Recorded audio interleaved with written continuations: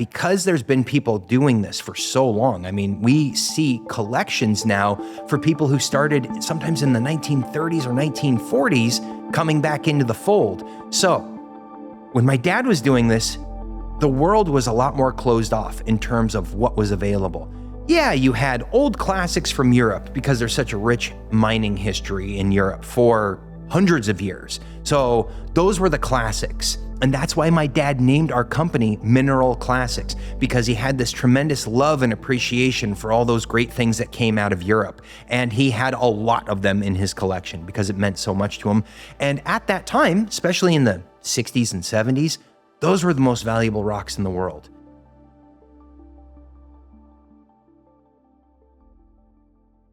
Brian Cosner, welcome to From Vision to Creation. Thank you so much for taking the time to do this with us today. Oh, it's my pleasure. I'm really happy to be here.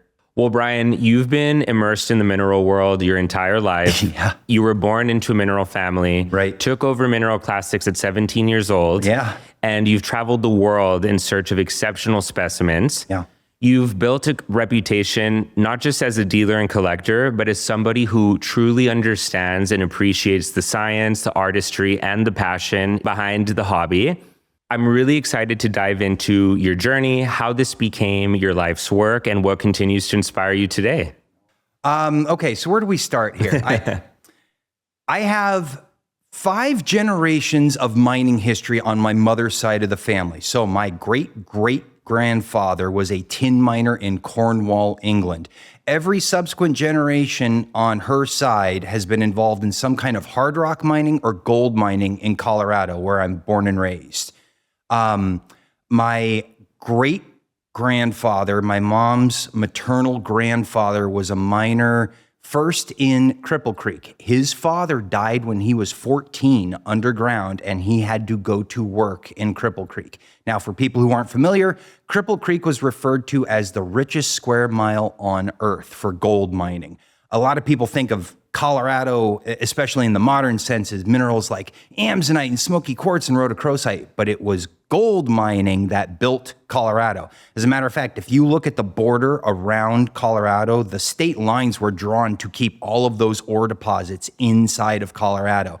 And if you start in Boulder County and you basically go a few hundred miles in a straight line southwest, almost all the way to Cortez, it's just a contiguous string of gold, silver, precious metals, etc., all the way through there. And my family has been mining throughout that region from the Front Range all the way down to the San Juans and beyond for over 100 years.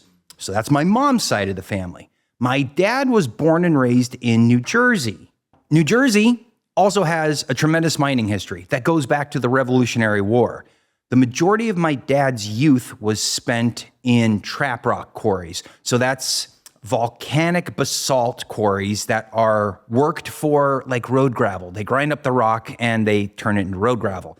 But inside of these giant quarries, in the basalt, are these really cool openings that we call pockets or vugs, and they're filled with crystals. So by the time he was a teenager, he was sneaking into these quarries illegally to collect rocks, usually on the weekends, Saturday and Sunday when they weren't open. And you figure out the schedule, like, okay, there's no guard at this time, and we'll go in there, and you run in a couple hours, and you bang around, and you wait for the company to drill and blast. They expose the rock walls, and then you go in there and find those openings, those vugs, and you take what you can out of there.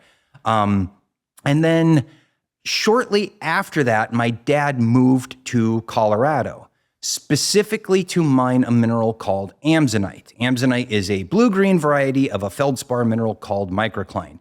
He had seen a display of these beautiful blue-green crystals with dark smoky quartz back east. I believe it was in Stan Parham's shop in Maine. They had a recreation of a pocket, and my dad said, I want to go dig those. So he left New Jersey, started his company, and partnered up with a guy by the name of Clarence Coyle to dig amsonite. And they were very successful. They had some of the best specimens of their time. I should preface this by saying my dad was a big shot. He was one of the most successful dealers of his day, and he was also one of the most accomplished private collectors. He assembled a tremendous private collection throughout the late 60s, 70s, into the 80s, and roughly into the 90s before he got sick. We'll get into that later. There were several people when I was growing up that would tell me that my dad's collection was the best one in the world, the best in private hands. And they say he built the best collection of his day. Now, obviously, it's been surpassed and he's been gone for a while now, but it was a hefty shadow to stand under, because not only was he a major dealer and an accomplished collector, both for his private collection and in the field, he also had a mineral named after him. So my last name, Cosner, there's a mineral, Cosnerite, named in his honor for his accomplishments. And my dad had the distinction, and you could still say this rings true, he was responsible for bringing the greatest mineral specimen in the world to market. So it's an ultra rare species called phosphophyllite. It is what my dad described as the ultimate combination of rarity and beauty in the mineral world. It's this intense blue-green color. The specimen in question is a 15-centimeter butterfly twin. We'll get into crystal morphology in a bit here, but it's basically two crystals side by side, absolutely transparent, glowing electric blue-green color on matrix, on host rock. There's only a handful of them in the world on matrix, and this one was by far the biggest and the best in existence, and people refer to it as the Great Phosphophyllite. So my dad's the one who brought that piece into the country, and there's a very famous image of him holding that when it arrived at his house in Boulder in 1977. So as a kid, you hear all this stuff about how great your dad is, how smart your dad is, how accomplished your dad is, everything that he pulled off.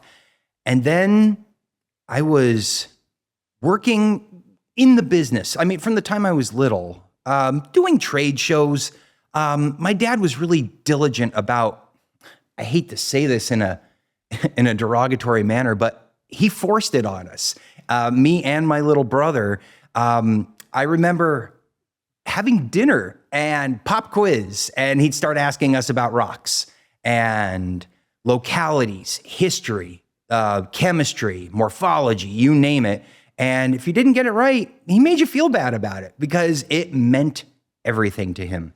There is no other person in this world that I've met that cared about rocks and minerals as much as my dad. It's interesting to hear you say that your dad forced this on you because I know how passionate you are about the hobby. Sure. At what point in your childhood did you realize this isn't just my family's world, this is my passion too? Honestly, it was the day I graduated high school. So I was 17 years old, and my dad was terminally ill the majority of my life. I never knew him when he was healthy. And he had been talking with my mom about turning the business over to me if I wanted to do it, if I was ready, if he felt like this is something that was going to work out. I literally came home from my graduation ceremony. I was in my room getting changed, getting ready to go out to the party with my friends. My dad came down the hall, and by that time he was walking with a cane, and he was in bad shape. He made it another 10 years after that point, but even at that point, he was still not well off. And he said, I want to talk to you about this business. Do you want to do this? And I said, oh yeah, this will be great. And he said, okay, it's yours. I said, what do you mean?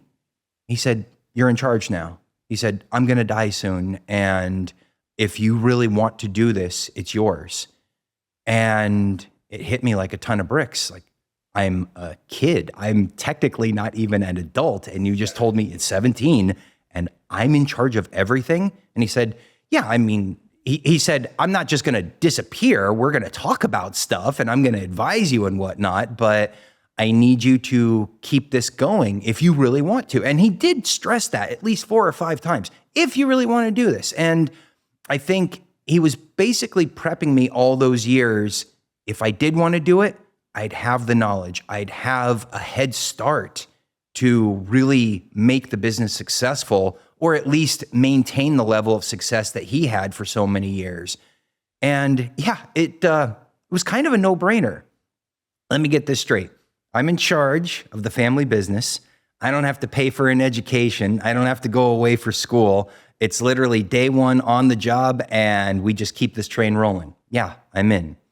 And so my brother, who's 5 years younger than me, my dad knew from an early age that my brother was not going to be interested in minerals.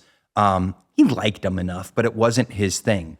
But my brother is incredibly creative and artistic and really good with his hands. So my dad said, I think your brother's going to be a gem cutter. And I said, really? He said, yeah, we're gonna lay the tracks for this. Now, it sounds like my dad had this Nostradamus quality, and it's true. He was incredibly prescient. My dad, and I had a complicated relationship with him. He was the single most intelligent person I've ever met. He was like a Renaissance man. He could speak 7 languages. He had a tremendous knowledge of history and literature and science and math, and had a steel trap mind. He had the ability to read or hear or learn something just one time, and it stuck with him forever. It was incredible. Unfortunately, later in life, he developed brain disease, and his memory and just cognitive abilities went haywire, and we had all kinds of problems with it, both personally and professionally.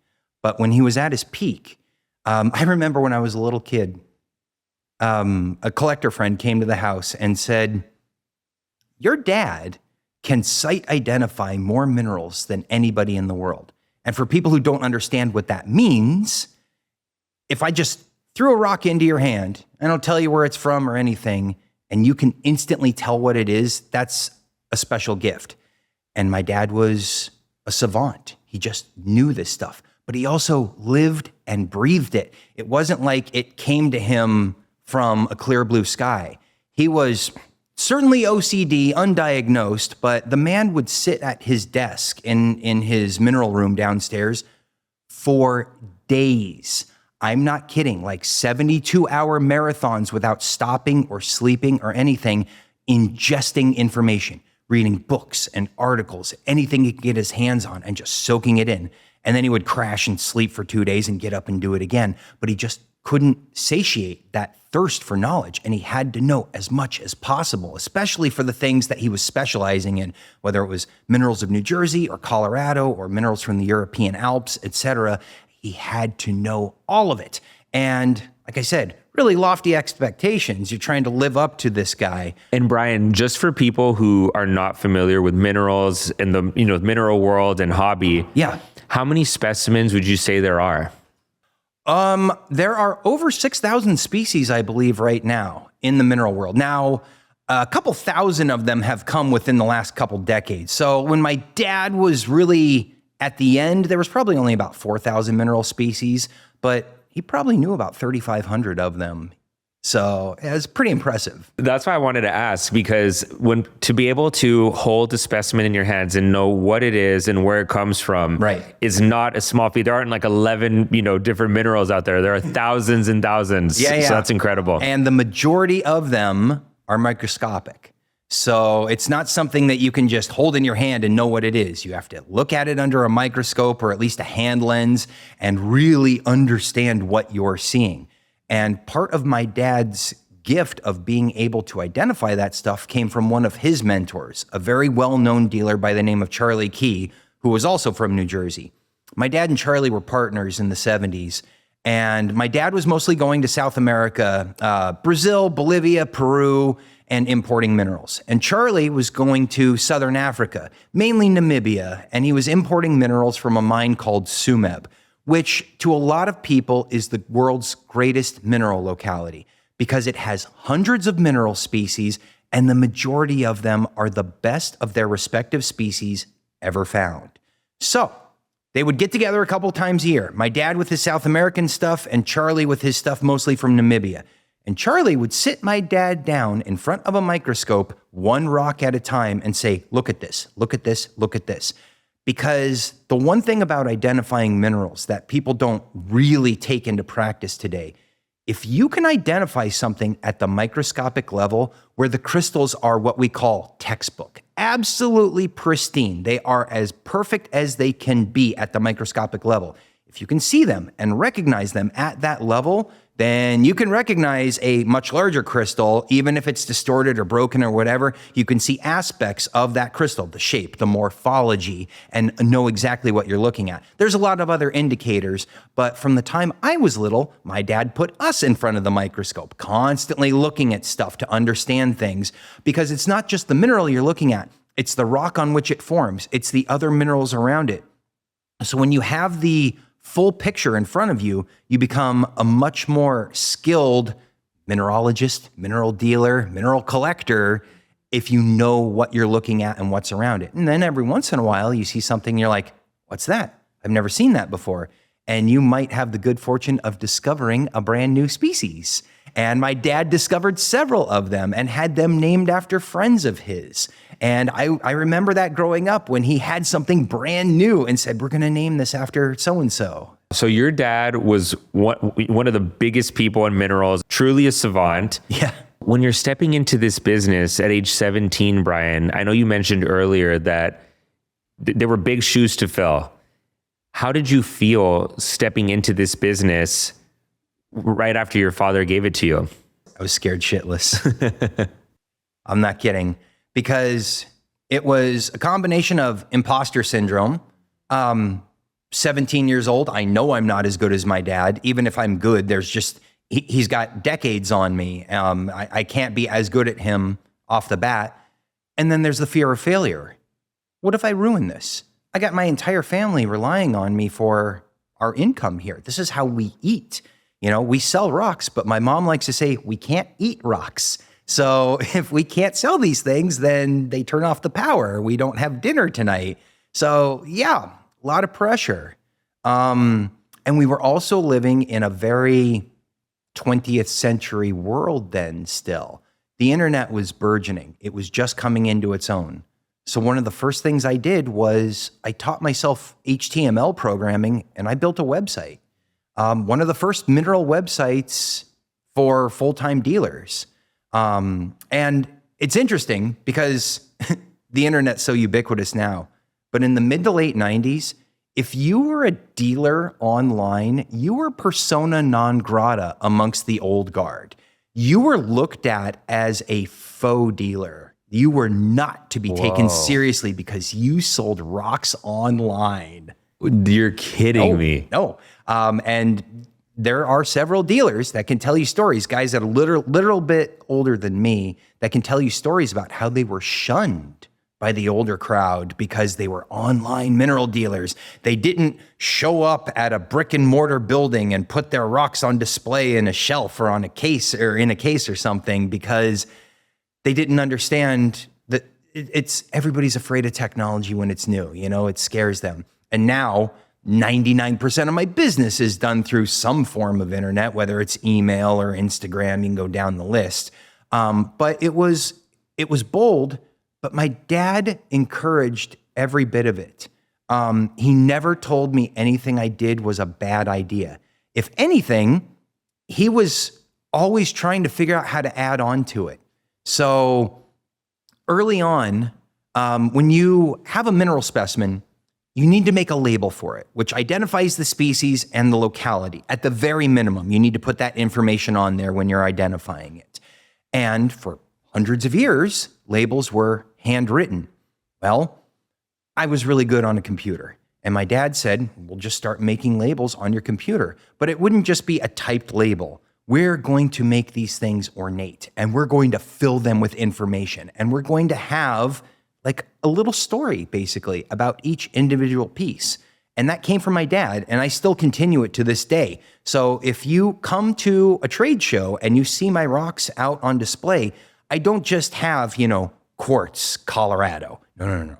I have a full description that is personalized to each specimen, and the labels are color-coded to each specimen. So if you have a little bit of green and blue in there, I put highlights of green and blue in the label so they match the piece, because these things literally are special.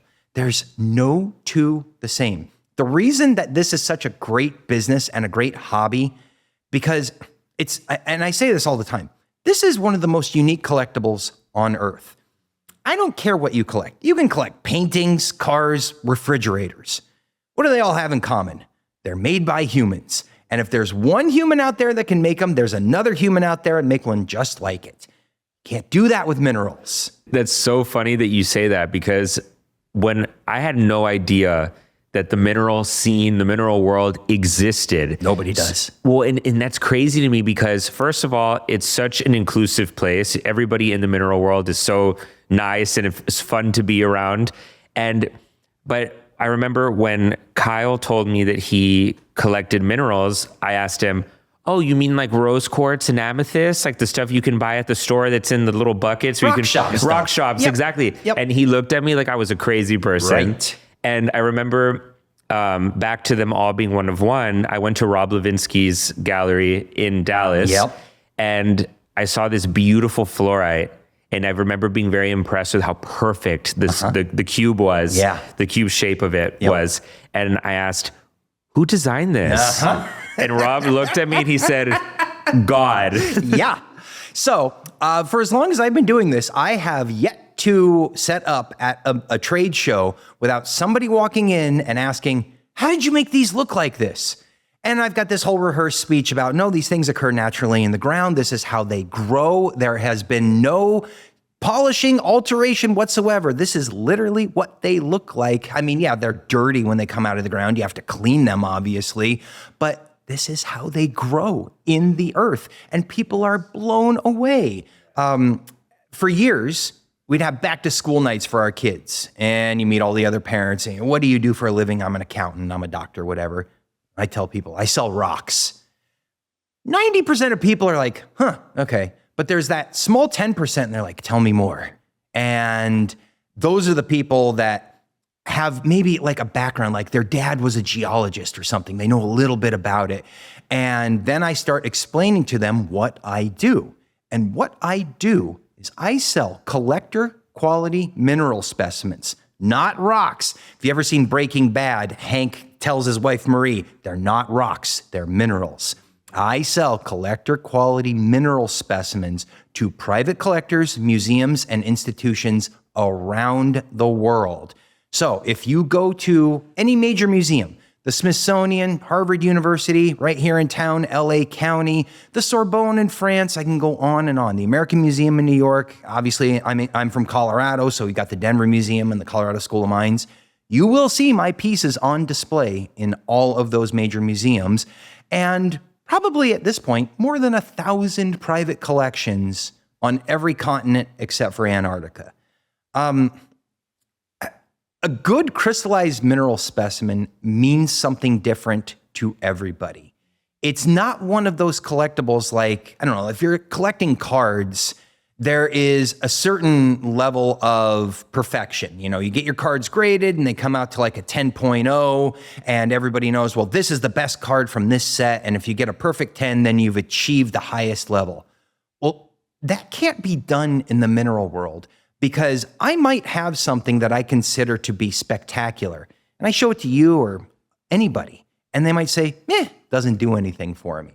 There is no agreed upon perfect mineral specimen because there's so many different ways to do this. Kyle collects thumbnails and miniatures. That's a specific size category. It's not necessarily a species or a locality that he's interested in, it's a size. And he's trying to find the most perfect pieces in that size range for his collection. But there are people who collect minerals based on their chemistry. You know, the minerals started out as a scientific hobby. So it was very much categorical, systematic collecting, where you would collect. The science of mineralogy has them broken down into, let's say, native elements, and then you've got like your carbonates, which are minerals that have literally a carbonate molecule attached to it, silicates, phosphates, down the list. So your native elements, gold, silver, copper, platinum, these are all mineral species. They all occur as crystals inside the earth. People think of gold and they see like a gold bar in their mind or something, or copper, you picture a penny or something. No, all of that started out in a lot of cases as crystals in the ground. And then they're melted down and turned into other things. But crystallized gold. When people see a piece of real gold that came out of the ground with crystals on it, they're blown away. I had no idea gold could look like this because I think, oh, gold is just nuggets or whatever. No. It all crystallizes. But you can also collect minerals from just a specific locality if you want to. We talked about Sumeb in Namibia. It's one of the world's greatest mineral localities. There are people out there who just collect minerals from that mine and nowhere else. Or in the case of like my dad collected minerals from New Jersey because that's where he was from, Colorado, his adopted home state. And then he had other places like the European Alps because there's very specific minerals that come from there that are gorgeous and rare and interesting and unique. There's some people that collect minerals from a certain environment. So let's take pegmatites, for example. So a lot of the gem crystals that you might know, aquamarine, topaz, kunzite, tourmaline, they come, for the most part, from environments in the earth called pegmatites. So it's got feldspar and quartz and mica, and inside of those rocks are these pretty gem crystals. And they're all over the place. We have them in the US. I mean, just south of here in San Diego County is one of the most famous pegmatite districts on earth.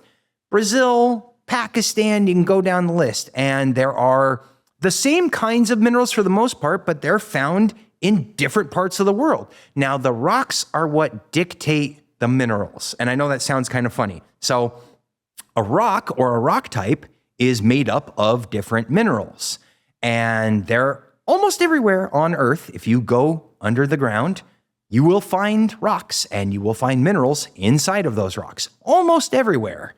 And just like above the surface, the environments that support life can only have certain things living in them. Underneath the Earth, those rock types can only have certain things inside of them. So you see it portrayed in Hollywood all the time, right? Like somebody goes into a mine and there's diamonds here and there's emeralds here and there's sapphires here and there's rubies here and there's gold. Doesn't happen. It is physically impossible.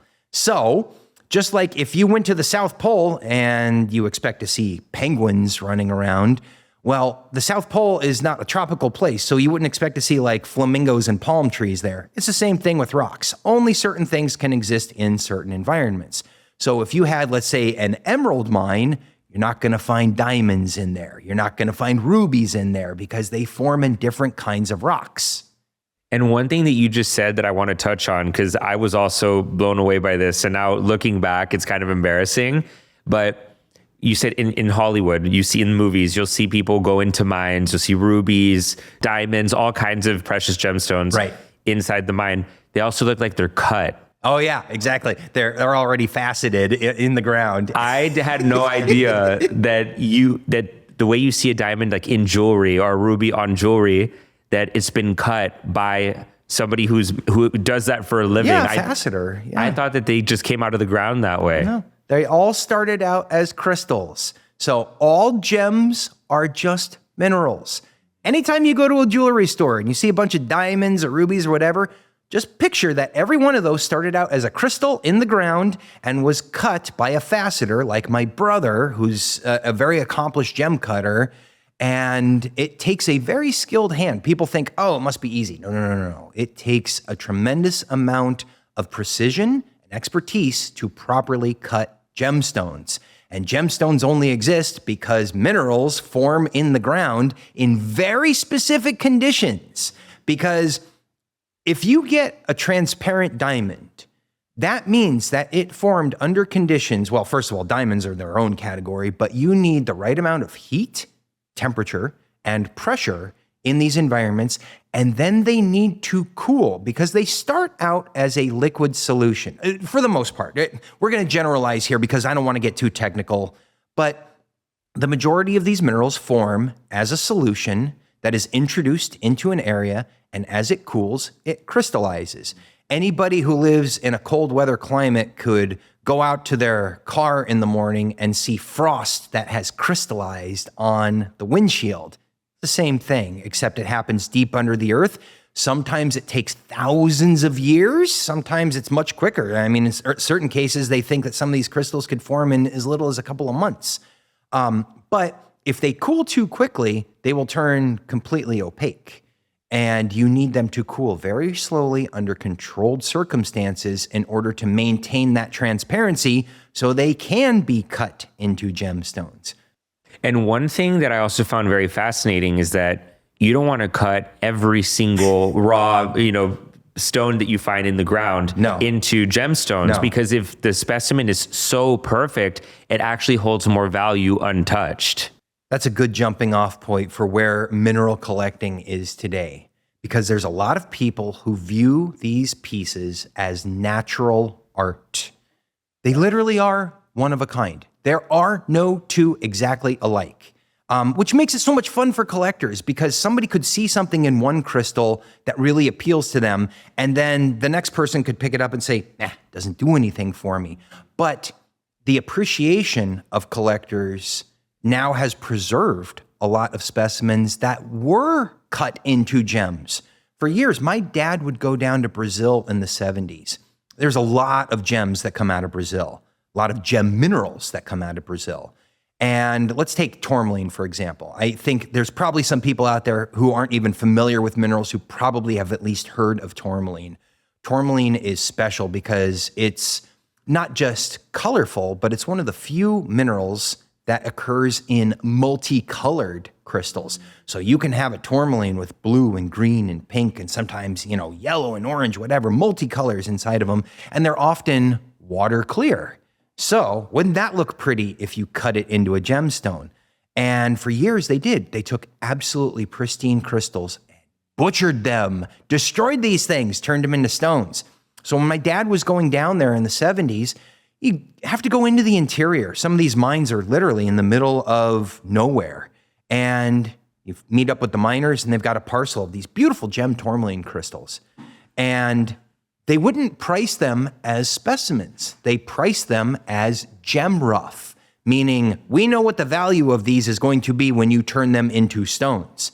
And my dad, because he had an appreciation for crystals, said, well, I got to buy these because I got to save these crystals. I don't want these to get destroyed. Now, if you have a broken crystal, and by broken, I mean when a crystal forms, for the most part, it has a point at the top that we call a termination. And if you have a well-terminated crystal with no dings or nicks on it, that's something special, because people don't realize this. Even some mineral collectors don't realize this. You don't just walk into a magical hole in the ground and pick up these special crystals and then carry them home. There's so much more that goes into the mining process, and it's more than we can really get into right here. We'll do it at a later date. But the vast majority of what is found underground is actually garbage. And it's only about, in some cases, less than 10% of what is found that's worth keeping. And of that 10%, maybe a tenth of that 10% is the high-end material that you bring to market. So maybe 1% of what these people are finding underground is really worth putting into a collection. Now, imagine you take that 1% of the really special things and you cut it into a gem and you just destroy it. So modern collectors now have such an appreciation of the rarity and importance of these crystals that they save everything, which is nice. There's still plenty of gems being cut because there's all kinds of deposits that don't produce crystals. They produce alluvial material, which is rounded. It's like little pebbles or nuggets, and there's no crystal value to it, so it's perfectly fine to cut. But the appreciation by collectors in the last 30 years or so has led to the preservation of a lot more material. So that's why there's a lot more of it available. Then you throw in the fact that because there's been people doing this for so long, I mean, we see collections now for people who started sometimes in the 1930s or 1940s coming back into the fold. So when my dad was doing this, the world was a lot more closed off in terms of what was available. Yeah, you had old classics from Europe because there's such a rich mining history in Europe for hundreds of years. So those were the classics. And that's why my dad named our company Mineral Classics, because he had this tremendous love and appreciation for all those great things that came out of Europe. And he had a lot of them in his collection because it meant so much to him. And at that time, especially in the 60s and 70s, those were the most valuable rocks in the world. The old classics, you couldn't get them anymore. Sometimes they came from mines that had been closed for hundreds of years. And the contemporary stuff wasn't nearly as valuable. So you had old classics from Europe, stuff from North America, US, Canada, Mexico. South America had a decent amount of mines, and then a handful of places in Africa. But China was producing nothing. Pakistan, Afghanistan, India, the majority of Southeast Asia, a good portion of Russia. You could count on almost half of the world where there was nothing coming out. Well, today, all those places are still producing, in addition to the old European classics and the US classics and Mexico and Brazil and Bolivia and Chile and Argentina and Peru. You can go down the list. And almost everywhere now, globally, people are looking for gems and minerals and digging stuff out of the ground. So we have more stuff coming out than there ever has been. Old collections coming back to market. So there's more things to choose from than there ever has been in history. So if you're interested in minerals, this is what I call the golden age. People used to talk about the early 70s as being the golden age because there was a lot of significant finds that took place, but the market was still very limited. And back then, it's crazy to think about it, there was probably no more than 100 full-time mineral dealers in the world back then. Because I use the term full-time because there was a lot of people that sold minerals as a side gig.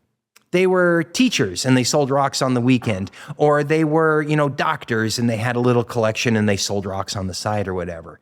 And for a long time, and I know that it's kind of hard to believe now because I've been doing this for nearly 30 years full time, I was the youngest full-time dealer for almost 20 years in this hobby. Everybody else was older than me. And I kept looking around, waiting, saying, where's the young crowd? Where are they? I need these kids coming up behind me. Well, now we got it. I mean, obviously Kyle, but Kyle has this tremendous network of contemporaries, these young mineral collectors. They even have their own group on Facebook. And it's people under 40 that love to collect minerals. Some people collect high-end stuff. Some people are just tinkerers and they just like pretty rocks or whatever. But there's literally thousands of them around the world. And they needed something like the internet. That's how it all comes full circle. Where the internet was shunned, or we internet people were shunned early on, now the internet has brought us all together. And they have meetings of all these young collectors out there. And if you're a younger person and you're thinking, well, I don't know anything about this, well, I got good news for you. There's an entire community that will welcome you with open arms and teach you about this stuff because it's such a weird hobby to get into. You can't learn about this from a book. There's no course you can take. There's no YouTube video. There's nothing. It's not like any other collectible. The only way you learn about it is by jumping in both feet and doing it and being immersed in the world. Mm-hmm. And Brian, how would you describe the appeal of mineral collecting to somebody who has never even heard of this before? Well, I would say two things. Number one, the internet, again, is a great gift. Go look up minerals online. One of the great resources out there is a place called mindat.org, mindat.org. It is the world's largest online mineral database. I think there's over 100,000 photos on there, and they have examples of virtually every species known to humans, and they have a detailed database of all of the mines where these things are found. So you can research the species, you can research the localities, and they have thousands and thousands of users who put up their own photos, pieces from their collections, historic photos, whether it's showing, this is what a mine looked like 100 years ago, or this is what a specimen looked like 100 years ago, etc. You can fall down the rabbit hole and just go crazy with it. If you want to see things in person, I would say the majority of people in this country are probably no more than a few hours away from a good museum that has a mineral collection. Whether you're in the Northeast, whether you're in, the Dallas area, you talked about Rob Levinsky before, you could go visit his gallery directly. The Perot Museum in Dallas is great. Here in Southern California, the LA County Natural History Museum is wonderful. Northwest, the Rice Museum up there has a wonderful mineral collection. Obviously, where I am in Denver, the Denver Museum of Nature and Science and the Colorado School of Mines are both great examples. And then there's all kinds of small regional museums throughout the Midwest and the southern part of the U.S. If you really care about learning about this stuff, go look at them in person because it's one thing to see a photo, but it's entirely another to stand in front of them and go, wow.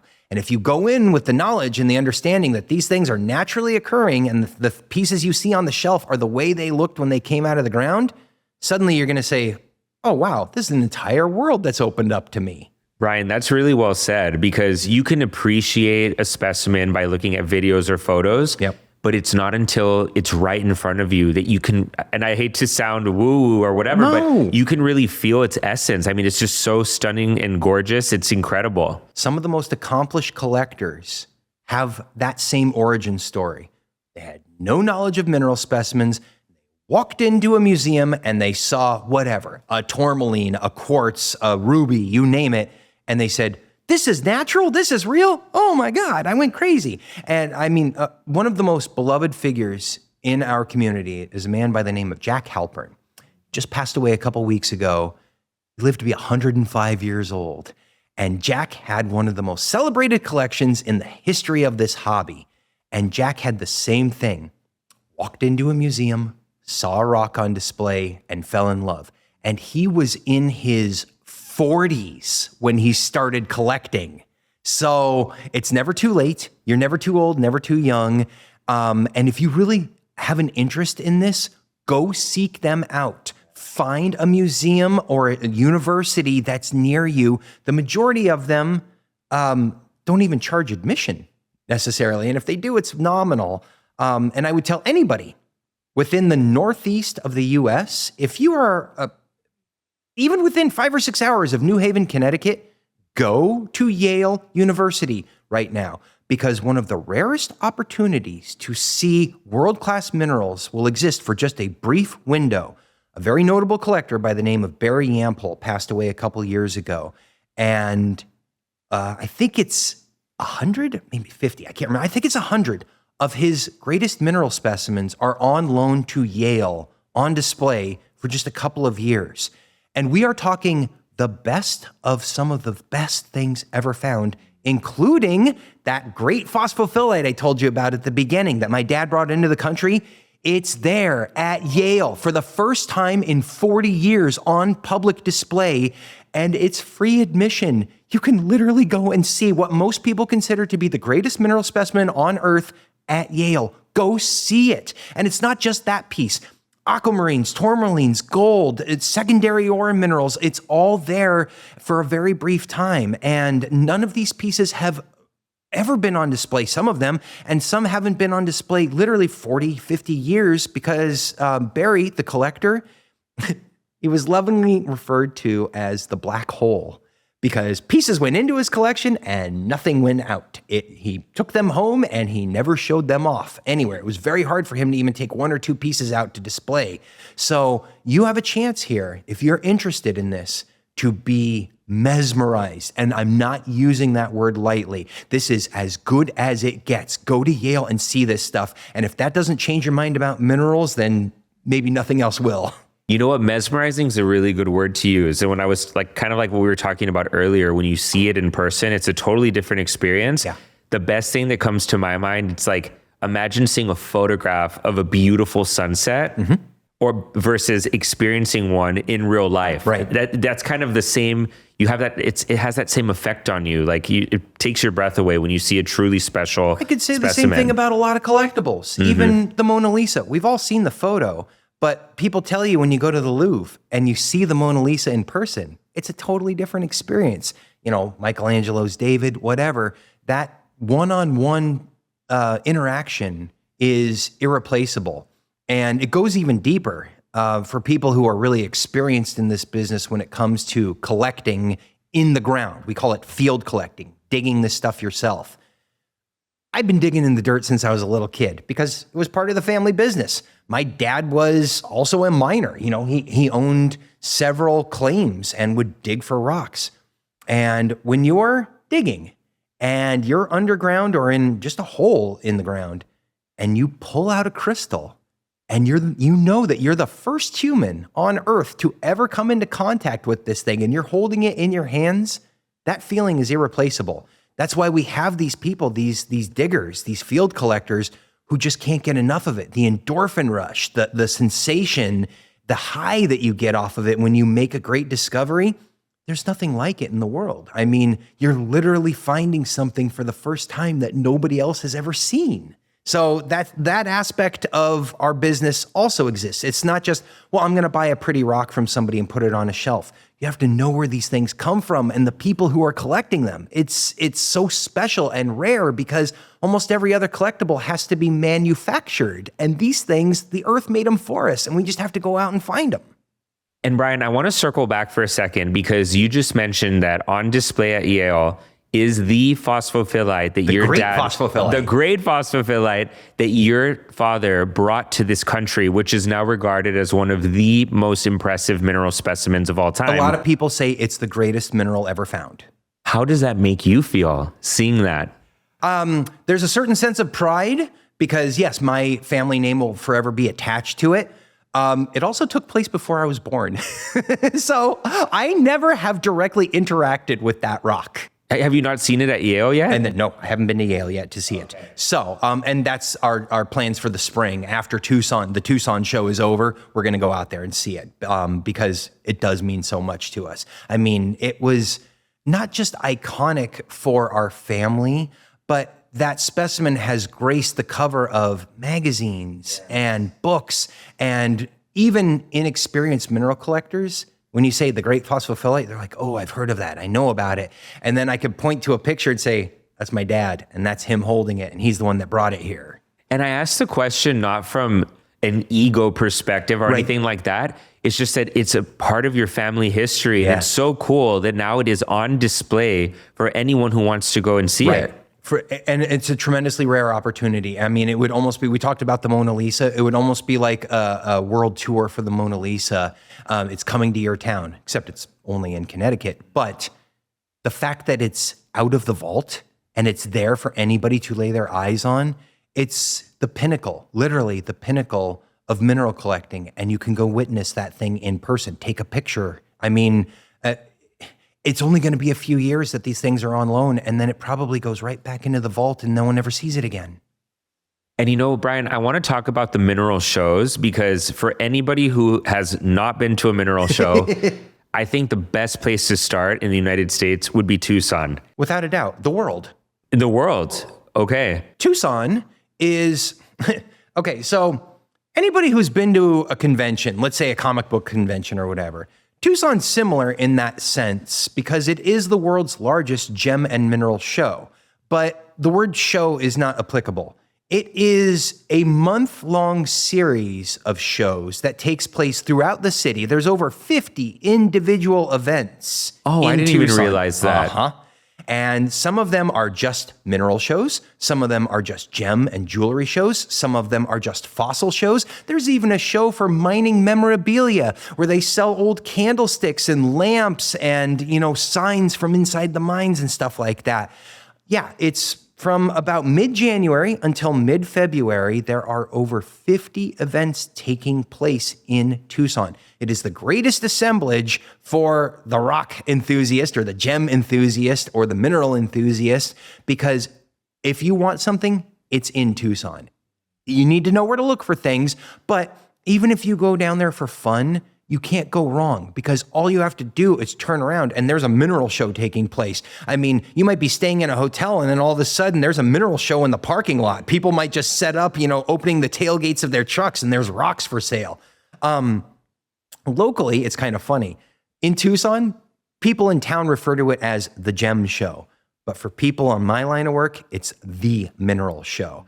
And it is culminated by what's referred to as the main show. So at the Tucson Convention Center, the Tucson Gem and Mineral Society holds a show that lasts for 4 days. It's at the very end of all of the events in Tucson, and it's where everybody gathers for not just a large display of minerals, but there are public exhibitions where private collectors and museums bring their pieces out, not for sale, but just to show them off. There's dozens upon dozens of cases of private collections to see, in addition to the dealers that are there, and there's also competition cases. So it's an interesting facet of our hobby where people will literally compete against each other, like first prize at the state fair kind of thing. Who grew the biggest pumpkin? they will take their rocks and put them up against one another to be judged. Now, in certain instances, it's like we talked about with Kyle with the thumbnails and the miniatures. People will compete in a specific size category. Like, I'm going to put my best thumbnails out against everybody else's best thumbnails. Or every year, the show will have a different theme to it. So in some years, it might just be a specific mineral, like quartz. And everybody brings out their best quartz specimens, and they could put those into competition against one another. And then there's an even more specific layer to Tucson in terms of the competition cases, because they give out a trophy for the best overall display case and the best overall specimen. So those trophies are named after people who are revered in our industry. The best overall case is named after a man, Paul Desautel, who was the former curator of minerals at the Smithsonian. And then the best overall specimen goes to the Lidstrom Award. It used to, I almost got it messed up. It used to be called the McDowell Trophy, named after Ed McDowell, a famous dealer, but now it's the Lidstrom Trophy, who's another famous old dealer and a former partner of my dad. So Walt Lidstrom and my dad were partners in the 70s as well. It was very commonplace. You don't see a ton of partnerships in the mineral business anymore, but it was very commonplace back then for dealers to team up, because usually dealers were kind of regionalized. They weren't as global as they are now. So one guy would be from, Walt was from the Pacific Northwest. And yes, he did have minerals from around the world. But if you were from a certain area, then you would get minerals from that area from the local diggers. And then if you team up with a person from another part of the country, then all of a sudden your inventory became a lot more appealing because you got a lot more stuff from a lot more places. And the best representation of that globalization of minerals in Tucson is in a place called Mineral City, which is where I'm set up, and you visit it. Mineral City is the mecca of the mineral collecting world for a few weeks every year in Tucson. It's just a few square blocks, but there's a few hundred dealers there, and arguably all of the best dealers in the world in one place. And it's not just, premier mineral dealers with ridiculous price tags on them. No, there's tons of affordable stuff there. Everything from nice, inexpensive material all the way up to literally multi hundreds of thousands of dollars or even $1 million rocks. And that's where I'm set up. And I exist somewhere between the inexpensive and the super high end. I don't do this to get rich. I do it genuinely because I love it, which takes us back to the beginning. My love for rocks grew exponentially the day my dad turned this business over to me, because it wasn't just a business anymore. It was a legacy, and it was his passion flowing through my veins, in addition to all of the grandfathers on my mom's side of the family who fed their families by mining rocks, not necessarily selling them, although there were some sales on the side. And it's important to note that for as much as my dad accomplished in this business, my mom is the most experienced mineral dealer in our family. She has been selling rocks since she was 5 years old. Her dad was a miner in a little town in southwestern Colorado called Uray. And every day he would bring home a couple of rocks from the mine, and my mom and her little brother would stand on the side of the road as kids and sell rocks to the tourists as they drove through this cute little mining town in the San Juan Mountains. So my mom, and not to reveal her age, has been selling rocks for decades. And she's been around this business almost since birth. Anybody who has not been to Tucson to see this show, and even if you're slightly interested, I highly recommend going, because you'll meet amazing people like Brian, who just come together from all around the world to share this passion that everyone has around minerals. It really is such a great experience in terms of people. And then aside from that too, Tucson has a great food scene. The mountains are beautiful. Like, it's just such a fun experience. And it happens late January, early February. So the weather is perfect. So, and this is not a sponsorship, by the way. Like, I just really mean it. Go see it. The Tucson Chamber of Commerce has spoken. Exactly. I will say, for anybody interested in going, hotel rooms do book up, And sometimes it can be difficult to find a place to stay because they literally have tens of thousands of people coming into town for it. So if you are interested, make your reservations as early as you can. And rental cars are also at a premium at certain portions of the show as well. So if you're flying in, make sure you've got a place to stay and a car to drive, because Tucson doesn't have much in the way of public transportation. And I'm sure Uber's available, but if you need to get around town, it's good to have your own vehicle. And Brian, I want to talk to you about your wife, Angela, a little bit, because she also loves minerals. Was she already a mineral collector? Not even close. Not even close. Nope. Okay, so this is She has the same origin story where and I wish she was here so she could tell the story. But when we first met, I told her I sold rocks, like I tell everybody. And she said, oh, that's quaint. And then, was it our first date? It was right around the time of our first date. My dad had a very special gold specimen in our collection, which was collected by my great-grandfather. This is a good story. So my great-grandfather, a man by the name of Clancy Fleetwood, was the same person I told you about who had to go mining at the age of 14 because his dad died underground. And it was a hard life. He had silicosis because he was mining in an era when they didn't have water in the drills under the ground, so they would breathe the dust that came up from the rocks when they were drilling and blasting for dynamite. So if you're drilling into rock, the first thing that happens is a bunch of dust comes out of there. It wasn't until they started putting water pumps inside of the drills to keep the dust down that people stopped getting silicosis. Anyway, he had mined all over Colorado. He was what was called a tramp miner. He went where the work was. So if a mine closed down, you moved to the next town and you mine there. In the San Juan Mountains, in between Uray County and San Miguel County, lies a very large famous mine called the Eldorado.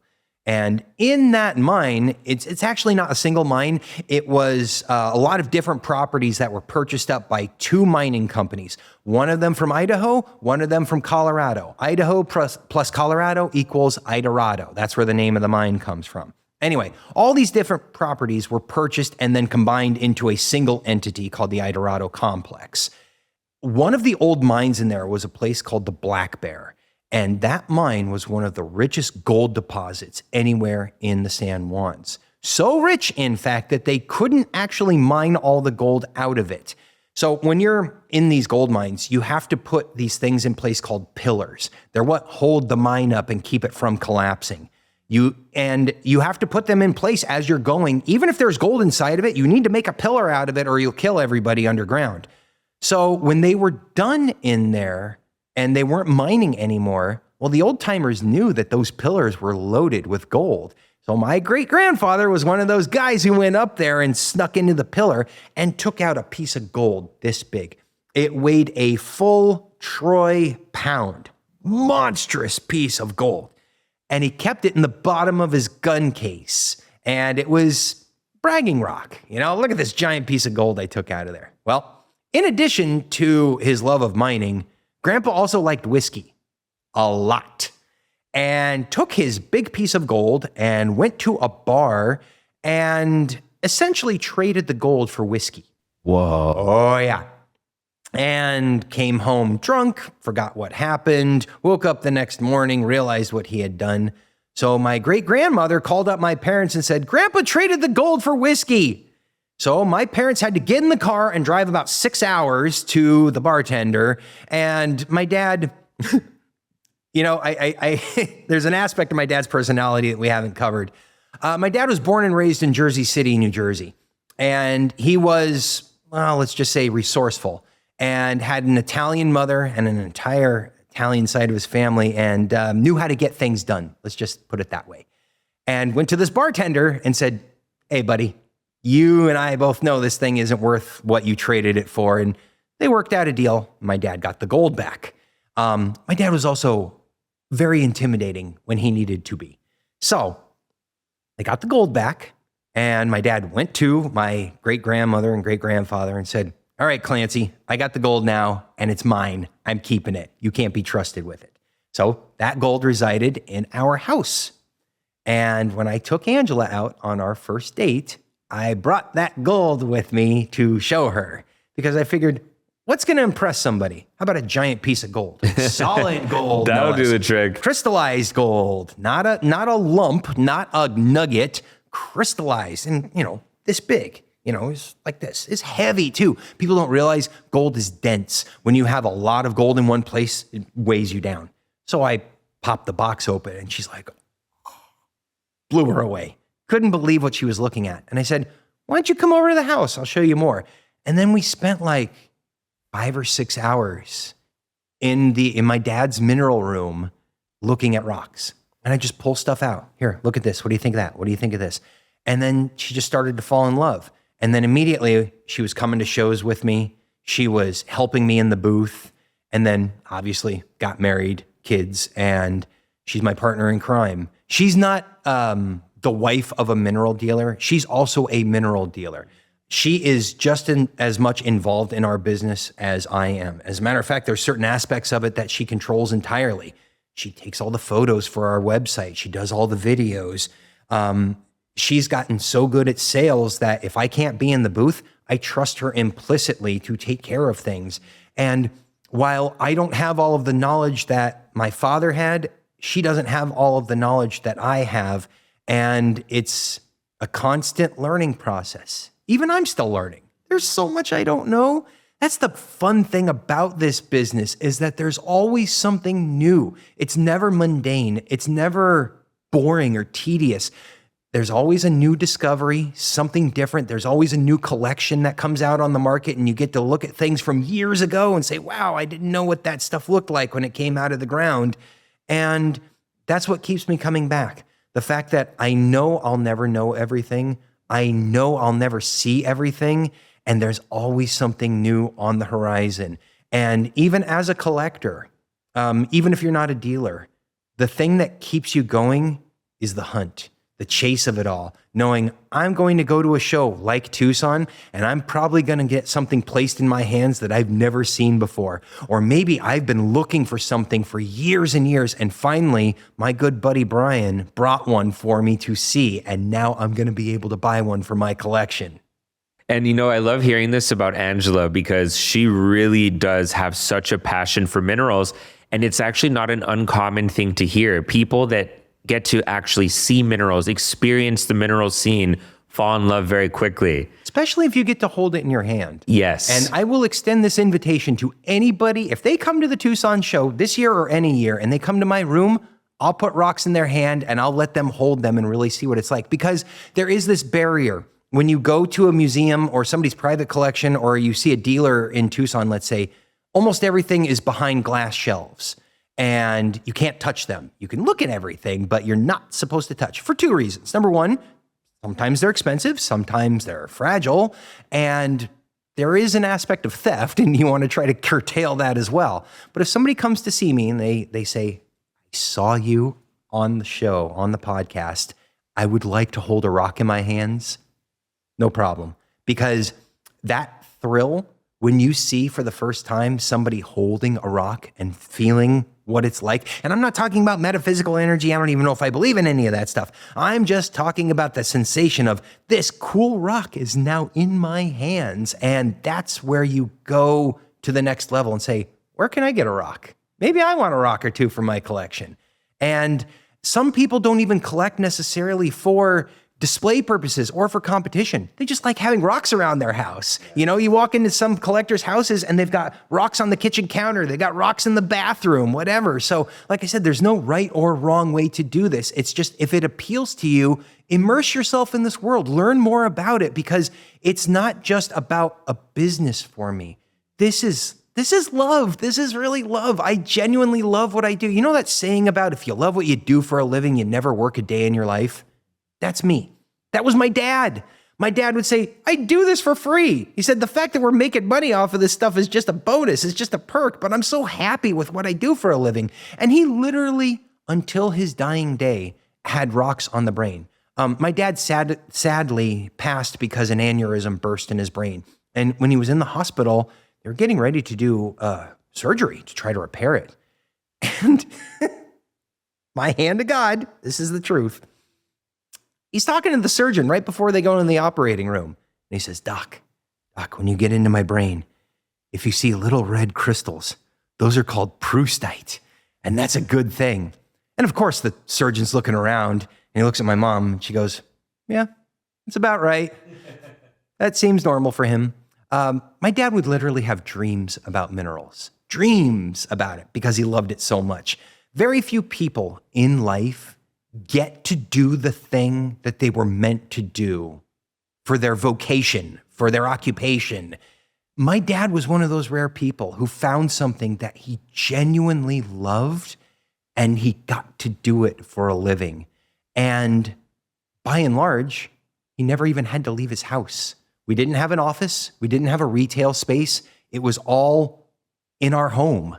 So yes, there was the section we lived in, and then there was the other part of the house where the business was located. But his entire collection, his entire business was under one roof.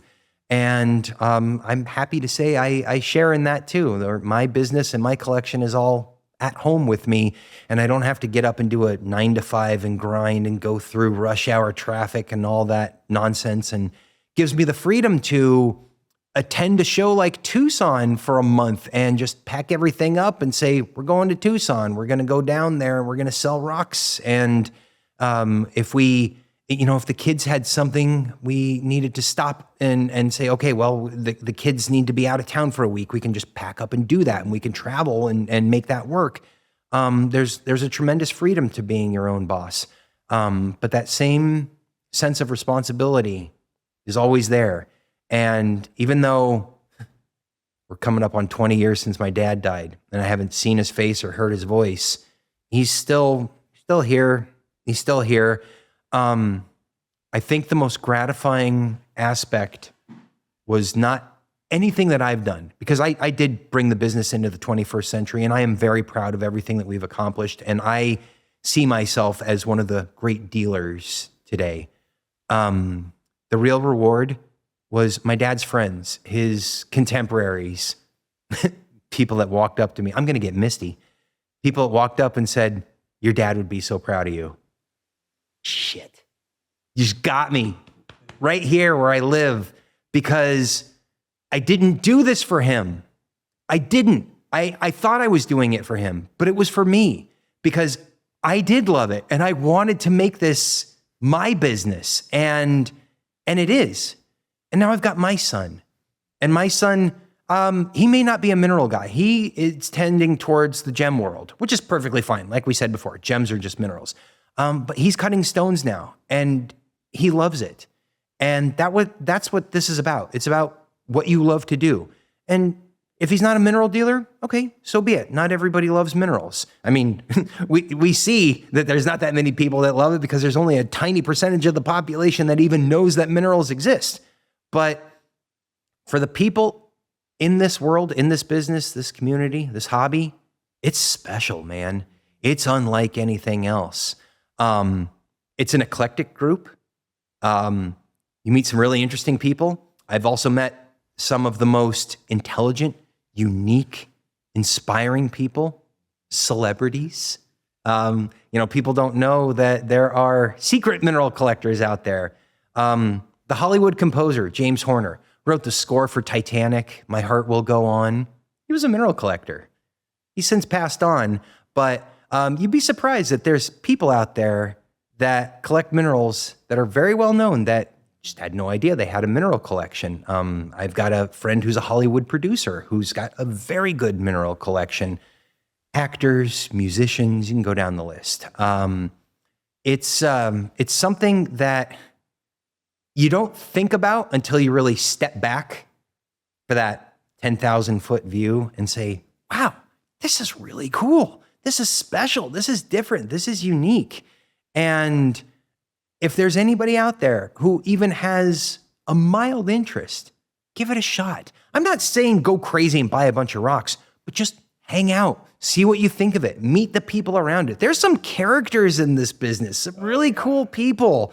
And if it wasn't for minerals, I wouldn't have had the luxury of literally traveling the world, living in different places, sometimes weeks at a time, becoming a part of their culture, immersing myself amongst natives in the rainforest or in, in Congo, in the jungle, or my dad, being like the first person to go to the tall mines in the Andes in Peru. Not the first person, the first Western dealer to go up there and bring back rocks. And then going to Europe or Asia or Australia and just meeting other collectors and dealers and seeing people from different parts of the world that I would have no access to if it weren't for this business, because it is global and still very much local, because this entire business exists on your phone right now. Almost everything you want to do and see is right there on your phone. You want to buy rocks? They're available to you. You want to travel to see places? There's plenty of resources for that, which is funny because back in the day, if a dealer wanted to sell things outside of their hometown, they had mailing lists. So it was literally a printed list that they would send out to people in envelopes, and you would get a copy of it, and it would say, I have 20 pieces of topaz available. Check this box and send me a self-addressed stamped envelope and a check or a money order for $5, and I will send you a piece of this topaz. That's how you bought rocks through the mail back in the day. Now, you get full 360 videos over Instagram, Facebook, websites, whatever, and people look at things, and you can talk to the dealer directly and buy things straightforward. I would say this is the biggest caveat for any beginner collector getting into this business. Take your time. Don't go crazy. Don't say, I'm going to buy everything in sight. Look around, see what's out there, figure out what appeals to you. That's excellent advice, Brian. And something that I'd like to add to that too is find somebody in this world that you can trust. So, because, I feel like value of minerals, it can be a bit of a gray area. And if you don't know... It's completely subjective. No. Let me say this because this is important. For things without intrinsic value, such as gold or silver or copper that have an established market value, these rocks are literally only worth what somebody's willing to pay for them, okay? In certain cases, there's kind of a consensus like, okay, this piece sold for this much and we can agree that these things are worth X amount, whatever. But value is as relative as it gets. There is no sheer value for these things. And by the way, there's also no price guide for this stuff. There's no Kelly Blue Book for minerals out there, okay?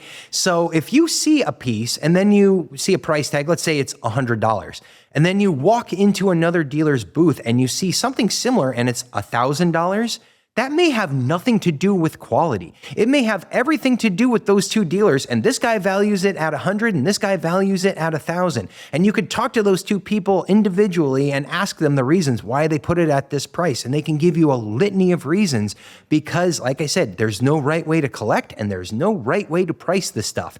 Because I've seen it time and time again.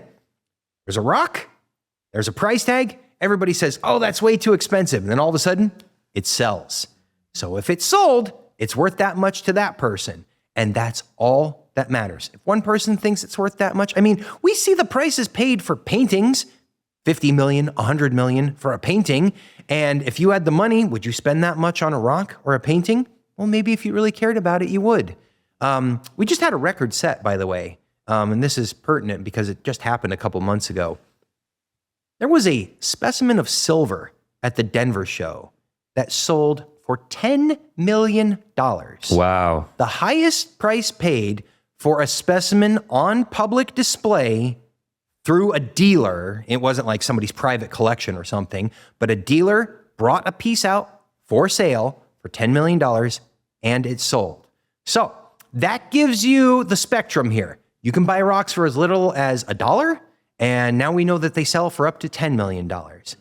And the rest of us exist somewhere in between that spectrum. And my dad said this, and we'll have to do another episode. I'm just gonna cut out right here and just say this because there's so much about my dad, so many idioms that he was talking about over the years that I realize I've been following these things and I don't really even talk about it. It's just become second nature. But all right, I'll come back into it. My dad had this saying about mineral dealers that their inventory should be a reflection of who they are as a person. And in my dad's case, it was a direct reflection of his personal collection. Meaning that if he had something for sale, and let's say it never sold, he was still perfectly happy to keep it because he said, I was happy enough to buy this thing. I liked it that much. If it doesn't sell, it's okay. I like it that much to keep it. I'm the same way. I have certain minerals for sale because they mean something to me. They appeal to me. I'm not trying to buy things that I think somebody else would like. When my customers buy rocks from me, it's because they know who I am as a dealer and they know what I bring to the table. And I've got a great customer base and following because of that. Yeah, I don't have something for everybody necessarily, but I got a lot of different stuff and I have an eclectic mix. You can walk into a lot of dealers' rooms, and this isn't disparaging, this is just fact. And you can look at their displays and say, boy, this display looks just like that one down the hall and looks like that one we just saw before. When you walk into my room, I promise you will see different and unusual things that other people don't have, because that is what appeals to me. And you will see high quality collector stuff as well. I mean, it's not to say that I've just got a bunch of oddball stuff. I've got some killer rocks, beautiful material, and we have a very nice space in Tucson. You've been there, you've seen it. We customize, it's 1,000 square foot space, which is pretty big by Tucson standards. There's a lot of dealers operating in much smaller spaces, but we have a big open parking lot. Parking's at a premium in Tucson. It's hard to find a good place to park. And we are in a shared space with a handful of other dealers. It's a very comfortable space when Tucson is really demanding in terms of, well, it's a small spot and there's no parking there, but we got to go see them. No, you can come see me very easily and park your car and walk right in the door and start looking at rocks. And Brian, I know you brought a few specimens that you wanted to show us today. Yeah, I did. Let's bring them out and let's see a few of them. Yeah. So first off, we have a crystal of aquamarine. I think, well, anybody with a March birthday knows that this is one of the traditional birthstones for March. Aquamarine, hate to break it to you, not a mineral. It is a variety of a mineral called beryl. So what we have here is a beryl crystal with a very light blue color and absolute water clear transparency. This upper portion and this lower portion are about as transparent as it gets. This crystal's from Pakistan, where some of the best aquamarines in the world are found. What makes this special isn't just the clarity, it's the beautiful crystal form. Sharp, smooth, well-defined faces all around. And then the top, we talked about this before, this is called the termination, is completely pristine. And this is important when it comes to minerals. There are certain criteria that matter. The first thing is damage. That's at least first and foremost in my mind. If you've got a broken crystal, it's just not as valuable as one that's undamaged. And the majority of them are broken. So when you find one that's pristine, it's like getting that trading card graded at a 10.0. When it's perfect, that's as good as it's going to get. And aquamarine is probably the most well-known example of beryl because it's found in a lot of places. Brazil, Pakistan, the US has plenty of aquamarine. There's aquamarine here in Southern California. But people only see it typically in faceted examples. And this crystal is exactly the way it looked when it came out of the ground. This is how they grow, folks. This thing has sharp, smooth faces all around that look like they've been polished. But I promise you, this is what the crystals look like as they grow inside the earth. And this one had such optimal conditions that it's completely transparent inside. So this is about as good as it gets for a crystal of aquamarine. And this is the kind of thing that we call a gem crystal because gems are cut from these crystals. It's also gem quality because it's so transparent, it would produce a great stone. Another gem mineral, and again, hate to break it to you folks, but this is also not a mineral. It's called tourmaline. Tourmaline is actually a name of a group of a whole bunch of different minerals. And we're not going to get into that here because it's technical and it doesn't really matter that much. Tourmaline is rare in nature because it's one of the few minerals, mineral not a mineral, that occurs in multicolored crystals. So a lot of crystals can be just a single hue, but tourmalines are special because they can be green, pink, like this one, blue, green, pink, yellow, orange, almost every color you can think of. And sometimes the colors repeat themselves. So you can get bands of pink, green, pink, green, pink, green. And they're also gem crystals, like I said, because gems are cut from these crystals. But this is one of the most popular things in the mineral collecting world because the crystals are big and they're flashy and they're colorful. And they also they're not just sticks like this, like singles. They also occur on what we call matrix. And sometimes matrix can be the host rock on which they grow, or matrix can be another mineral. So let's say you had a quartz crystal here, you could have a tourmaline growing on top of quartz matrix. And then you get into aesthetics, and that's where people go crazy for minerals because you can get lots of crystals going in different directions off the matrix and it looks very artistic, and you say, oh, I couldn't even imagine something like that. No, that's why nature comes in, and nature is the one that builds these things for us. So this is a great example of an Afghani tourmaline crystal right across the border from Pakistan. In the high mountains, they mine these things. By the way, all these pieces I'm showing are from my private collection. I wanted to show off some really good things here and give people an understanding of what they look like. Next, ruby. Now, this ruby specimen is from Mogok in what was formerly referred to as Burma, modern-day Myanmar. The Mogok Valley, for hundreds, likely thousands of years, has been the source of the greatest rubies on Earth. And I'm not going to go into a long diatribe about it, but rubies are one of those things that everybody's heard of, right? It's ubiquitous. 3-year-old kid, you ask them what a ruby is, they've heard of it. But almost nobody has seen a good one. You know why? Because they're actually really rare. Incredibly rare, and fine quality rubies are amongst the most valuable things on Earth. As a matter of fact, a really fine gem ruby, faceted, can be upwards of $1 million per carat. Whoa. Per carat. That's crazy. Yeah, for the top color, which they refer to as pigeon's blood. Now, these are faceted stones. What I have here, and what I've been specializing in for years, is crystals of ruby, which are just as rare. I would make an argument that they are rarer than the faceted stones because almost all the crystals they find, they cut them up. So to get a good crystal is rare because very few of them exist. This is a highly underrepresented mineral, gem, whatever, on the market because they're only found in a few places. Mogok in Myanmar is by far the best. And I literally have more good rubies from Mogok for sale than all of the other dealers in Tucson combined. This has been a passion project for me since before I took over our family business.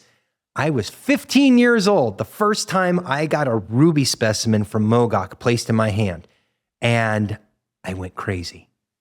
This is so cool, a real ruby, look at this. And the color and the luster and the sharpness and the gemminess. And this one is on matrix. This matrix we're looking at is calcite. I think a lot of people have probably heard of calcite. Calcium carbonate. Believe it or not, it's the same thing your bones are made out of. And this is not the same consistency, but this calcite is the base for marble. Okay, so marble and calcite are one and the same, more or less. Calcite is crystallized, marble isn't. It's more granular. We call it massive. It has nothing to do with size. Massive just means it's not crystallized. But when you get a good ruby crystal on matrix with this color and this form and the aesthetics, it's one of the most precious things in the mineral world. And it means so much to me because when I did the research and I found the hundreds of years worth of history of ruby mining in the Mogok Valley and looked around for rubies on the market trying to find them and realizing nobody had them, and then finally, finding the handful of people with access to these things and seeing their value even back then, this is the legacy that I've paved for myself that my father never dreamed of. My dad couldn't have pulled this off. There was nothing available back in the day, and even if there was, he wouldn't have been able to get his hands on them. What I've done, you talk about what this means to me, this is the thing I'm most proud of, because for 30 years, I have been cultivating this caper in secret, and it was only last year that I really debuted this stuff and had this huge splash, and I'm very happy to say it turned the mineral world on its ear, because I had experienced collectors, people who've been doing this for half a century, museum curators and dignitaries, people who know what minerals are, and they were gobsmacked. Their jaws hit the floor. A curator, the former curator at Harvard, good friend of mine, came up to me and he said, "This might be the greatest thing I've ever seen in my life." And this is the guy who was in charge of Harvard's entire collection. And he said, "What you've done here is stunning, fascinating, unfathomable, because most people, if they're lucky, they have a ruby in their collection. And if you come see me down in Tucson, I have an entire case full of them, the best of what's out there, all in one place, because they're so precious, because they're so rare, and because we'll get into the political aspect of it, but there's a civil war going on in Myanmar right now, and there's no mining taking place. And these things, they might not be an endangered species. They might be extinct. We may never see any more good rubies coming out of there. So everything that's been mined, that might be the end of it. They may never go back in there because the mines are flooded and they're really expensive to maintain. So this means as much to me as anything I've done in my life. Rubies are so special and rare. And like I said, you don't have to explain to somebody what a ruby is, but when they see them, they're magnificent. Last one. My wife's birthday is in May. Her birthstone is emerald. So you can imagine when you have a wife whose birthstone is emerald, you come across some pretty good emeralds in your life. Oh my God. That is incredible. This is a nearly 4-inch crystal, 10 centimeters of emerald on matrix, which counts, really important, from Russia. Whoa. Now, the old Malishevo emerald mines date back hundreds of years. They were the Tsar's mines. Only the Tsar was allowed to own these emeralds. As a matter of fact, the Tsar Alexander was the namesake for Alexandrite, which came out of this area. Emeralds, for a very long time, were arguably the most precious gem on earth because there was only a couple of places, including the old Russian mines, where they were found. Now, since then, Colombia, Ethiopia, Zambia, India, other places, good emeralds have been found. But the old Russian crystals like this are not only impressive for their size and their color, but their historic value, because you just can't get them. These things came out centuries ago, and to have one this big, the aesthetics of it, that's what matters. This beautiful crystal dramatically flaring off of the matrix like that, with that intense green color, it was kind of hard to say no, because the person that showed it to us, my wife went, "Oh my God, go get your checkbook." And this is a good example of a specimen that if it were to be cut into stones, it would lose almost all of its value because it's so perfect just the way that it is on matrix. It would be criminal to destroy a crystal of this quality because you can't make another one. You can't replace it. You can't bring it back. Once you destroy it, it's gone. And again, just to reiterate the point, this is naturally occurring. Nobody designed this. This is the way that it looked in the mine. This is how it came out of the ground. Now, there was probably a little bit more matrix attached to it that was cleaned off to fully expose the crystal, but it hasn't been dyed, it hasn't been polished, it hasn't been shaved in any way. This is literally how they grow. This is the shape of emerald. And emerald, take us back to the beginning with aquamarine here. Emerald and aquamarine are the same exact mineral. They're both beryls, They're is that correct? both beryls. So this one gets its color, the blue aquamarine, from iron, and the green is from chromium. And if you have enough chromium inside of a crystal, you get really pretty colors. And is that the only difference between an aquamarine and an emerald? It's the fundamental difference. Okay. Chemically speaking, chromium versus iron. If there was no iron and there was no chromium, these would be essentially colorless or sometimes white. But, and we're going to get into the technical aspect of it, the shape of the Burl molecule is such that there's space in there for other atoms to get inside. And chromium gets inside of the Burl molecule and fuses itself to it and creates that green color. It's also the same thing that gives rubies their red color. So chromium makes green in emerald and chromium makes red in ruby.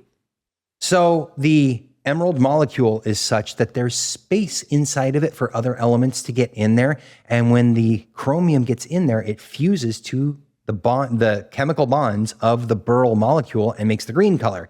Same thing with rubies. Rubies are aluminum oxide. That's all that they're made of. But you throw some chromium in there and you get this red color. And here's a really interesting aspect of collecting. We didn't talk about this before. There's another entire world of mineral collectors who collect fluorescent minerals, minerals that will react under ultraviolet light.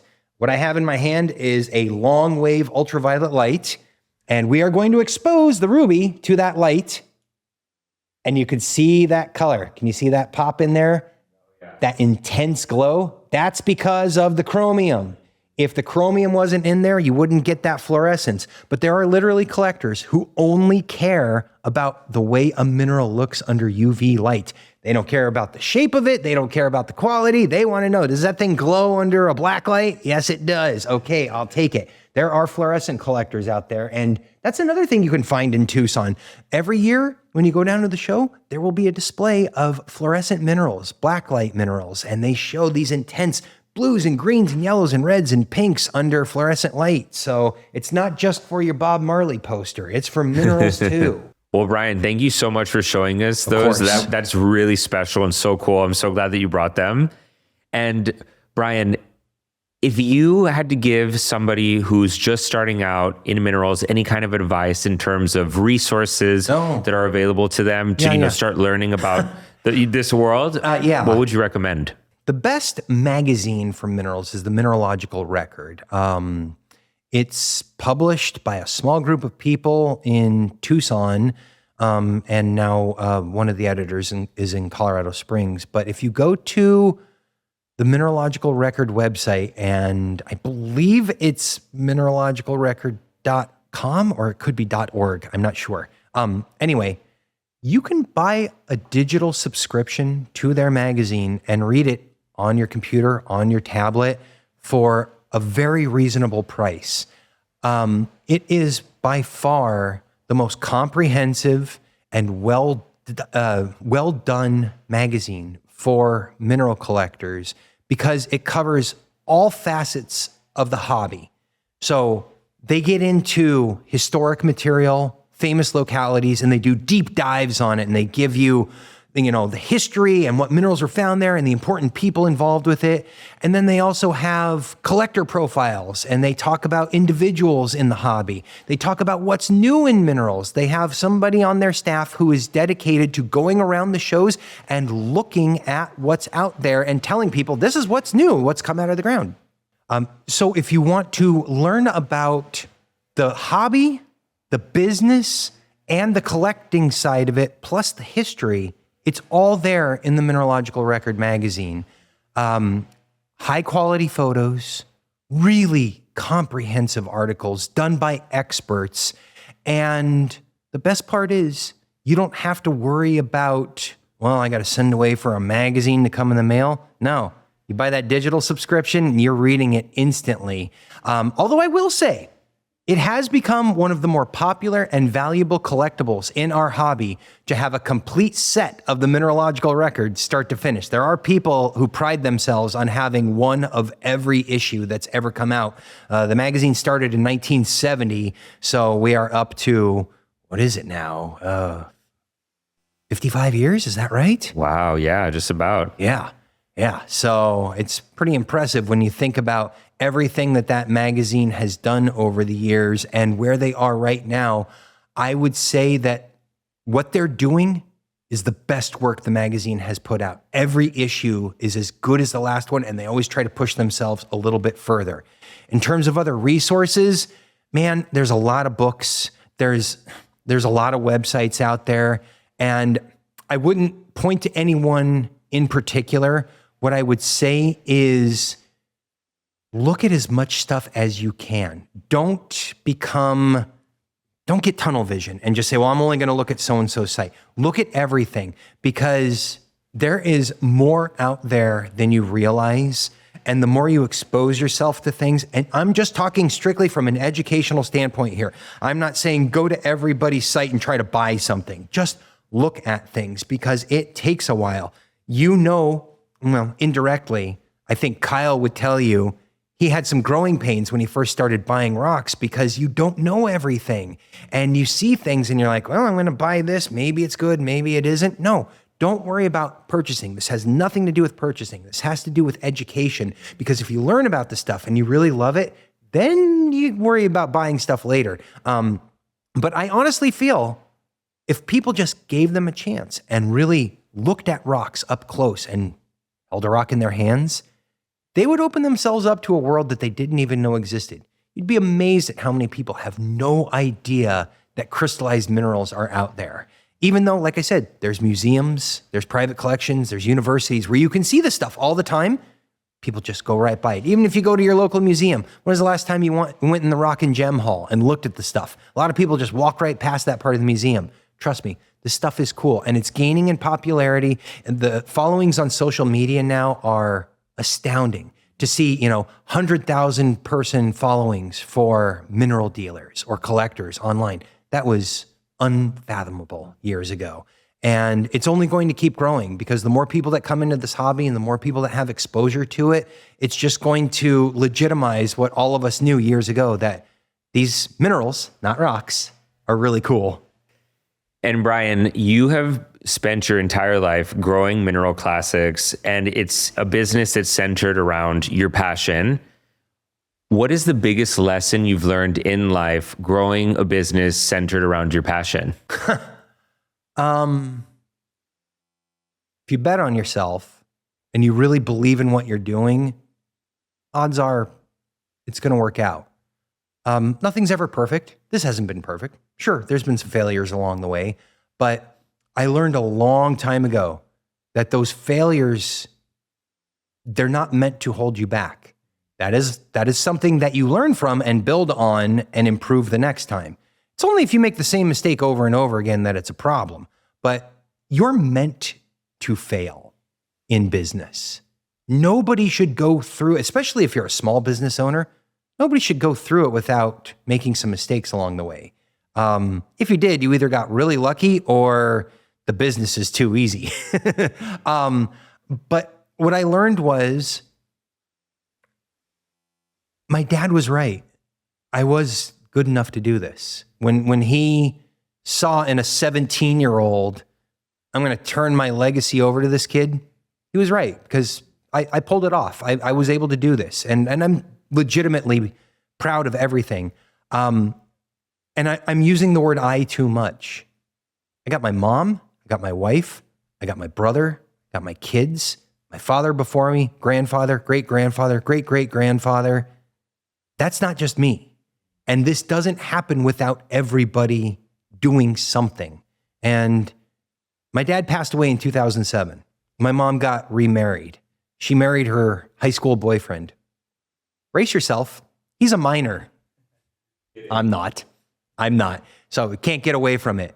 And even he has been fundamentally a big part of what we've done, because his experience as a miner and as a builder, when you go see me in Tucson, my display cases, my stepdad built those cases. So everybody does something to contribute. And everybody's had, his expertise when it comes to mining has been invaluable in a lot of ways. Yeah, it doesn't necessarily help me sell a rock to somebody, but the knowledge that I gained from him, I use that in all kinds of ways. Even if it's something personal, to say, okay, I know about this locality because of what he did there, and this is going to help me down the road. I will literally talk with anybody about any part of the mineral business for as long as they want, because there isn't enough knowledge that one person can accumulate. And I think that was the greatest lesson that I learned from all of this, was that you get to do something you love with your family, and it's always changing, it's always growing, it's always something new and interesting and exciting. It's not a job. It's a lifestyle. It's a passion. It's everything I ever wanted it to be, and I'm still getting new surprises along the way. So, yeah, challenges, definitely difficult. Being a teenager, starting in this business, not being taken seriously. I'll tell you a great challenge. This just occurred to me. I was very well educated when I started this business at 17. I had as much knowledge, if not more, than people with 20, 30 years experience on me. I was confident, probably too cocky, and I couldn't make much money selling rocks for years. You know why? Nobody wants to give 10 grand to a 20-year-old. So I could be in my 20s with a really good rock, and they say, yeah, but you haven't paid your dues. You don't deserve this yet. That's what I learned was, once I got into my 30s, they're like, okay, he's good enough. Now I'm in my 40s. Child's play, man. No problem. They're like, of course, he's in his 40s. He knows everything. We'll buy rocks from him all day. I'm not that much different of a person, I don't think, from when I was 17. But man, that was hard. Those first few years was trying to earn everybody's respect, because you could see it. I mean, imagine if you had some 12-year-old show up on your door and say, hey, I'm a prodigy. Give me 10 grand. What are you talking about, kid? Get out of here. That's kind of how I was. I'm not saying I was a prodigy, but I had a lot of knowledge and I really knew my stuff. And it was very difficult to be taken seriously at that age. And the one thing I learned was just keep accumulating more knowledge, keep persevering. And then every time you show up, everybody sees, oh, he knows a little bit more. He's a little bit better at this. And then the crazy thing was, when I knew more than some of the people who were contemporaries of my dad, and I could talk circles around them, I'm like, oh, I made it. I did this. I'm good at this. I'm really good at this.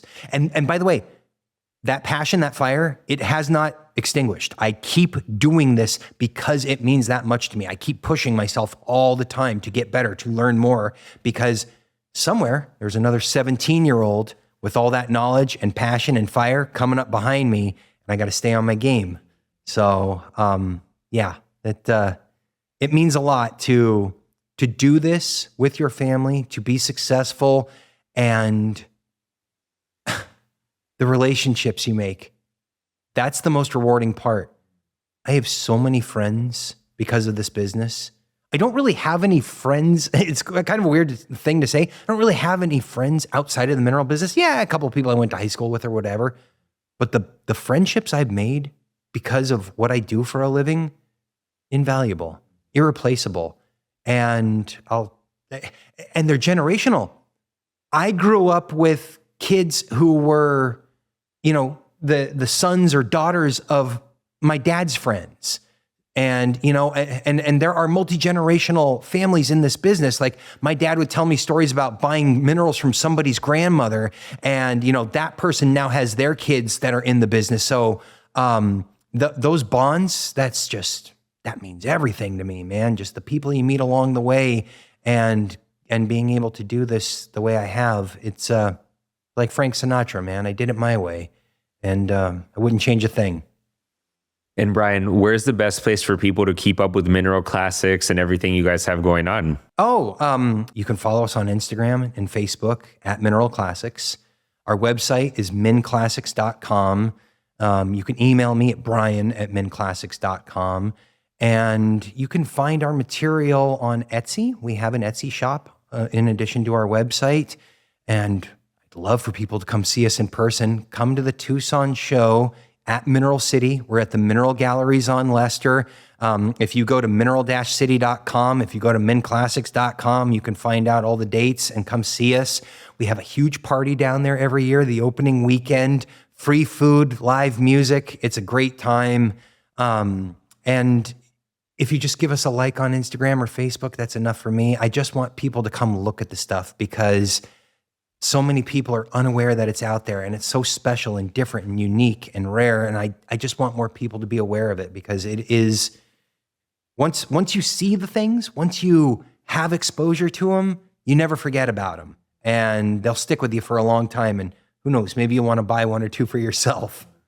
And Brian, if you could go back in time and offer your younger self one bit of advice right before taking over Mineral Classics, back to that 17-year-old, what would it be? Oh gosh, one bit of advice. Trust your gut. Go with your instinct. If you think this is the right thing to do, chances are it's the right thing to do. Because when I look back on almost 30 years of doing this, how many times I questioned myself and it worked out. If I could just go back to that 17-year-old and say, hey man, it's going to be okay. If you believe in something, put in the work, put in the time, learn about the stuff that you're doing. But if you're following a path, odds are it's the right path. Just keep going with that. And stick with your gut. Well, Brian, thank you so much for taking the time to do this with us today. This was so much fun. And I really appreciate you flying to LA just for the day to do this. This is really special, Brian. It's my pleasure. Thank you for the invite. It means the world to me. I can't tell you how happy I am to do this. It's actually a rare opportunity for a mineral dealer to get this kind of exposure and talk about something that means so much to me. Well, I really appreciate it, Brian. My pleasure.